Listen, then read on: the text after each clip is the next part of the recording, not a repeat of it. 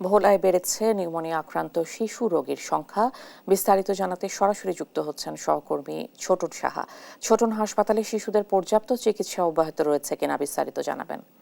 দেখুন, যে অবস্থা এখন, আবহাওয়ার যে পরিবর্তন, বিশেষ করে এখন দিনের বেলায় গরম পড়ছে এবং রাতের বেলায় কিন্তু শীত অনুভূত হচ্ছে। তো আবহাওয়া অধিদপ্তর থেকে বলা হয়েছে যে রাতের বেলা যে তাপমাত্রা সেটি কিন্তু 22 ডিগ্রি সেলসিয়াস থাকছে, তবে দিনের বেলা সেই তাপমাত্রা বেড়ে যাচ্ছে 35 ডিগ্রি সেলসিয়াস পর্যন্ত থাকে। এই যে আবহাওয়ার পরিবর্তন, এটি আসলে শিশুদের জন্য সহনীয় পর্যায়ে থাকছে না। তারা কিন্তু শীতজনিত নানান রোগে আক্রান্ত হচ্ছে। বিশেষ করে নিউমোনিয়া আক্রান্ত রোগীর সংখ্যা অনেকটাই বেশি। আমি রয়েছি ভোলার 250 শয্যা জেনারেল হাসপাতালে। এই হাসপাতালে এখন পর্যন্ত 92 জন রোগী চিকিৎসাধীন রয়েছেন এবং এক সপ্তাহে যার সংখ্যা দাঁড়িয়েছে 182 জন, এবং এক মাসের সংখ্যা কিন্তু আরও বেড়েছে। এক মাসে কিন্তু 788 জন কিন্তু নিউমোনিয়া আক্রান্ত হয়ে চিকিৎসা নিয়েছেন। এবং এই মুহূর্তে বলা যায় যে ভোলার যে এই হাসপাতাল সহ অন্যান্য হাসপাতালগুলোতে কিন্তু রোগীদের ভয়াবহ চাপ। তো আমরা আসলে যেমনটি দেখেছি হাসপাতালে রোগীদের চাপ থাকার কারণে যে অসুবিধাটি সৃষ্টি হচ্ছে, বিশেষ করে এক একটি বেডে কিন্তু 2 থেকে 3 জন করে কিন্তু রোগীদের চিকিৎসা নিতে হচ্ছে। কেউ আবার সেটিও পাচ্ছেন না, কেউ আবার ফলরত চিকিৎসা নিচ্ছেন।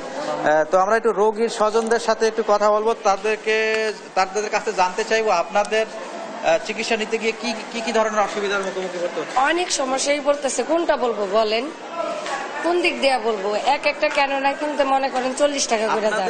বেডগুলোতে কি অসুবিধা? বেডগুলো তো অনেক অসুবিধা। এক বেঞ্চে একজন থাকার কথা, এই জায়গায় 2 জন 3 জন করে 4 জনও থাকে।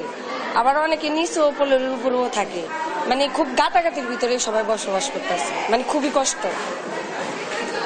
ধন্যবাদ ইশিকা। যেমনটি শুনছিলেন, যদি একটু চিত্র দেখাতে চাই যে আসলে এখনো রোগীদের যে চাপ একটি যদি দেখাতে চাই, এবং বেডগুলোতে যে গাদাগাদি করে থাকতে কিন্তু হচ্ছে। এক একটি বেডে কিন্তু আমরা দেখছি 2 থেকে 3 জন করে চিকিৎসা নিচ্ছেন এবং তাদের কিন্তু অসুবিধা হচ্ছে। এবং এখানে যে 60টি বেড রয়েছে, সেখানে 60 শয্যার বিপরীতে যেহেতু এখন 92 জন রয়েছে, অর্থাৎ বলা যায় যে রোগীদের চাপ অনেকটাই বেশি এবং বাধ্য হয়ে যারা শয্যা পাচ্ছেন না তারা মেঝেতে চিকিৎসা নিচ্ছেন, এবং যারা শয্যা পাচ্ছেন তাদের কিন্তু অতিরিক্ত রোগী হয়ে কিন্তু সেবা নিতে হচ্ছে। আমরা কথা বলেছি চিকিৎসকদের সাথে। চিকিৎসকরা আমাদেরকে যে বিষয়টি বলছিলেন যে আসলে এই যে শিশুদের যে শীতজনিত রোগের যে প্রকোপ ছড়িয়ে পড়েছে, এ নিয়ে আতঙ্কিত না হয় তিনি বলছিলেন যে অভিভাবকদের আরও বেশি যত্নবান হতে হবে এবং শিশুদেরকে পুষ্টিকর এবং ভিটামিন জাতীয় খাদ্য খাওয়ানোর কথাও বলা হয়েছে। একই সাথে যাতে তাদের ঠান্ডা না লাগে সেক্ষেত্রে তারা বলছিলেন যে সেদিকেও অভিভাবকদের যত্নবান হতে হবে, সজাগ দৃষ্টি রাখতে হবে। এই যখন অবস্থা, এই অবস্থার থেকে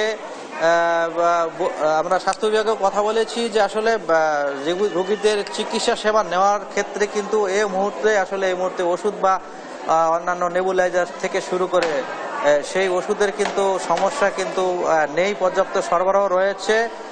যদিও জনবল সংকট রয়েছে, তারপরেও তারা বলছিলেন যে রোগীদের প্রয়োজনীয় যে সেবা কার্যক্রম সেটি দেওয়ার চেষ্টা করছেন। তবে রোগীদের কিন্তু আসলে অভিযোগের শেষ নেই। যদি একটি আরেকটি ওয়ার্ডের চিত্র যদি একটু আপনাদের দেখাতে চাই, রোগীদের চাপ, এবং রোগীরা বলছিলেন যে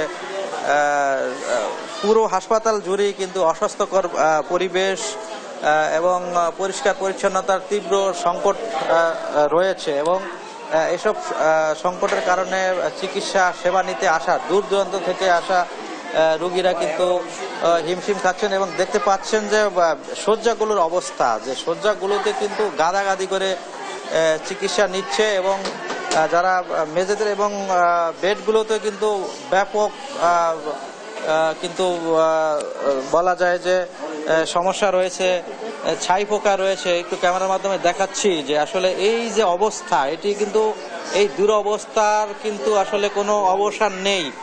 যেখানে রোগীরা সেবা নিতে এসছেন এবং আসছেন, তারা কিন্তু এই দুর্ভোগের মধ্যেই পড়ছেন পরিষ্কার পরিচ্ছন্নতার অভাবের কারণে। এসব বিষয় নিয়ে রোগীরা কিন্তু প্রতিনিয়ত, আমরা যারা গণমাধ্যম কর্মী রয়েছি, আমরা সংবাদ সংগ্রহ করতে আসার পর তারা কিন্তু এই অভিযোগগুলো কিন্তু একের পর এক করছিল এবং পরিষ্কার পরিচ্ছন্ন না থাকার কারণে কিন্তু রোগীদের যে দীর্ঘ সময় কিন্তু লেগেই যাচ্ছে চিকিৎসা সেবা তাদের সুস্থ হয়ে উঠতে। তো এই যখন অবস্থা, এই অবস্থা থেকে দ্রুত নিরসন কিন্তু চান সাধারণ রোগীরা। তো এই ছিল আমার কাছে যে বলা হয় যে নিউমোনিয়ার প্রকোপ বেড়েছে তা নিয়ে সর্বশেষ তথ্য।